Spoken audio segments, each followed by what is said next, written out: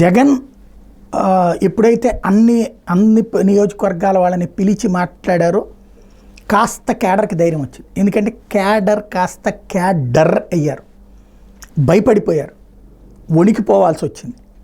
వరుసబెట్టి జరిగినటువంటి దాడులతో వణికిపోయారని చెప్పడంలో అతిశయోక్తి ఏం లేదు. అసలు 5 ఏళ్ల పాటు ఎట్లా బ్రతుకుతాం అనేటువంటి స్టేజ్. అట్లని అటు తెలుగుదేశం పార్టీ వైపుకి వెళ్దామంటే అవమానకరంగా చూడబడతారు. అదే సందర్భంలో ఇక్కడ ఉందామంటే రోజు భయంగా బ్రతకాల్సి వస్తుంది.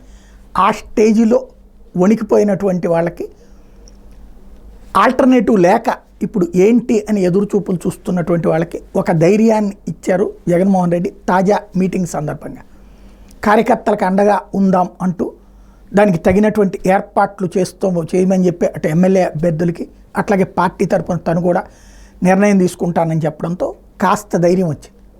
అది ఒక సిస్టమేటిక్గా ఉండాలి. తెలుగుదేశం దగ్గరే నేర్చుకోవాలి.